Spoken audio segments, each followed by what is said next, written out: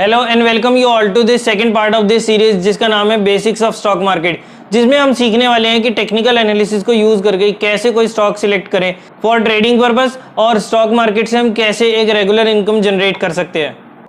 नमस्कार दोस्तों, मेरा नाम है तुषार बुद्धिराजा और आप देख रहे हैं आपका अपना चैनल फिनटेक गुरुकुल।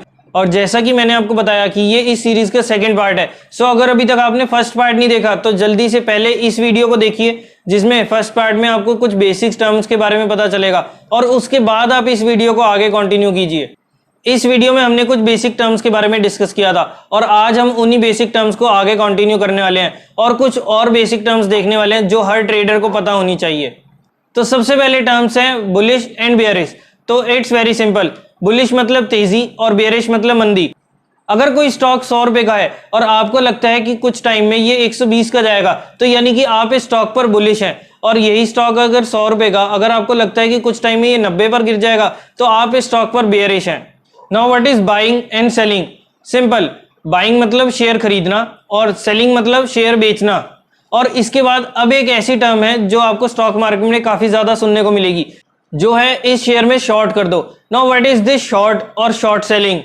जब हम नॉर्मली कोई चीज बेचते हैं तो यानी कि वो चीज हमारे पास है तभी हम उस चीज को बेच रहे हैं, और वो चीज हमारे पास है तो यानी कि उस चीज को पहले हमने बाय किया है। जब हमने बाय किया और उसके बाद थोड़ा सा उसमें प्रॉफिट या लॉस हुआ तो उसके बाद उसे हमने बेच दिया, तो उसे तो हम कहते हैं नॉर्मल ट्रेडिंग, नॉर्मल जो हम ट्रांजैक्शंस कर सकते हैं। लेकिन स्टॉक मार्केट में आपको ये फैसिलिटी भी मिलेगी कि जो चीज आपके पास नहीं है, यानी जो शेयर आपके पास नहीं है लेकिन आपको लगता है कि ये शेयर अभी नीचे गिरने वाला है, तो आप इसमें ये चीज भी कर सकते हैं कि पहले आप उसे बेच दें और उसके बाद जैसे वो उसका रेट नीचे गिर जाए तो आप उस शेयर को खरीद कर प्रॉफिट बुक कर सकते हैं। और इसी चीज को पहले बेचना और जब रेट कम हो जाए तो उसे खरीद लेना, इसी चीज को कहते हैं शॉर्ट या short selling. For example, Tata motor का शेयर 300 रुपए का है और आपको लगता है कि ये अगले एक महीने में इसका शेयर 250 रुपए गिर जाएगा, तो आप टाटा मोटर के शेयर में प्रॉफिट करना चाहते हैं बट आपके पास वो शेयर ही नहीं है। तो आप ये काम कर सकते हैं कि पहले टाटा मोटर के शेयर्स को बेच दो। 300 रुपए के शेयर्स पे हमने बेच दिया और एक महीने बाद जैसे उसका रेट 250 रुपए आ जाए तो हम वो अपने जितने शेयर्स हमने पहले बेचे थे उन सारे शेयर्स को वापस मार्केट से खरीद लेंगे, तो वो हमारी पोजीशन बिल्कुल कैंसिल हो जाएगी, यानी कि बिल्कुल बैलेंस हो जाएगी और उसमें हमें 50 रुपए पर शेयर के हिसाब से प्रॉफिट हो जाएगा। बट ये चीज हम केवल फ्यूचर्स में कर सकते हैं। अब नेक्स्ट क्वेश्चन आता है कि व्हाट इज एग्जिट? एग्जिट मतलब बाहर होना, और स्टॉक मार्केट में एग्जिट होता है कि अपनी पोजीशंस को कैंसिल करना, यानी कि अपनी पोजीशंस को खत्म कर देना। 100 का शेयर आपने बाय किया, 120 का टारगेट था और जैसे 120 का टारगेट आया आपने उसे बेच दिया, यानी कि आपने उस शेयर में से एग्जिट कर लिया। और अगर 120 पे आपने बेचा और 100 रुपए का टारगेट था और 100 रुपए आते ही आपने उस पोजीशन को भी काट दिया, तो आपने उस ट्रेड से एग्जिट कर लिया है। नेक्स्ट है स्टॉप लॉस, और ये one of the most important term होने वाली है जो आपको स्टॉक मार्केट में हमेशा जरूरत पड़ेगी, फिर चाहे आप ट्रेडिंग करें, इन्वेस्टमेंट करें, इंट्राडे करें या कुछ भी करें, इस टर्म का बहुत यूज होने वाला है। अब आपको नाम से ही क्या पता लग रहा है, स्टॉप लॉस, यानी कि अपने लॉस को स्टॉप करना। अगर कोई शेयर है 100 रुपए का और वो गिरते गिरते 90 आ गया, 80 आ गया, 75 आ गया, 70 आ गया, और अगर आप अभी भी इस शेयर को नहीं बेच रहे हैं तो this is not the right way to trade in this market. एक प्रोफेशनल ट्रेडर अपने लॉस को लिमिटेड रखता है, और अगर आपको भी स्टॉक मार्केट में अच्छे से ट्रेडिंग करके कोई इनकम जनरेट करनी है तो आपको भी स्टॉप लॉस लगाकर चलना पड़ेगा। कोई इमोशन नहीं जोड़ने किसी भी शेयर से। 100 का लिया, 90 आया, खटाक, फिर वो चाहे रिलायंस हो, HDFC बैंक हो या कोई भी माइकालाल शेयर हो, जैसे ही आपका स्टॉप लॉस आए किसी से कोई दिल नहीं जोड़ना, सिर्फ जैसे स्टॉप लॉस आए उससे बाहर निकल जाओ। हमें इस मार्केट से पैसा कमाना है, दिल किसी से नहीं जोड़ना। अब अगला आता है ट्रेलिंग स्टॉप लॉस। मान लीजिए कोई शेयर आपने 100 रुपए का लिया, 90 का रखा स्टॉप लॉस और टारगेट आपने ऊपर के रखे कि 120 130 तक।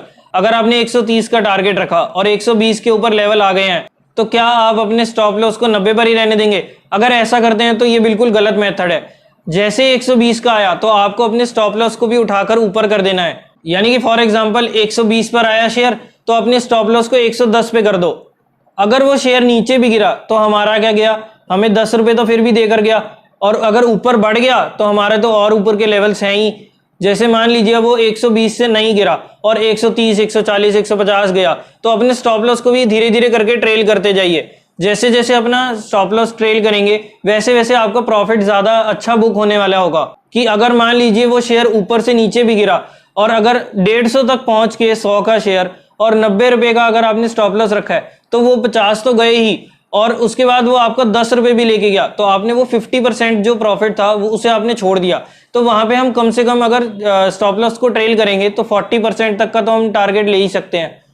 स्टॉक मार्केट में सबसे ज्यादा इंपॉर्टेंट है रिस्क मैनेजमेंट, कि आप अपने रिस्क को कैसे मैनेज करते हैं।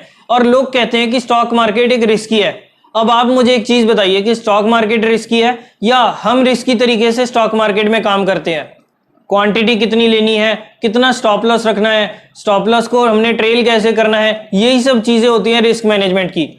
इसके बाद आता है प्राइस एंड वॉल्यूम। प्राइस जो शेयर का रेट चल रहा है, जैसे रिलायंस 2000 का है तो रिलायंस का प्राइस है 2000, और वॉल्यूम मींस आज रिलायंस में कितने टोटल क्वांटिटी ट्रेड हुई है। अब कहां पर ट्रेड करना है, so for that you need a demat account. और डीमैट अकाउंट कहां खोलें, बहुत सारे बैंक्स, ब्रोकर्स, बड़ी बड़ी कंपनीज हैं जो डीमैट अकाउंट खुलवाती हैं।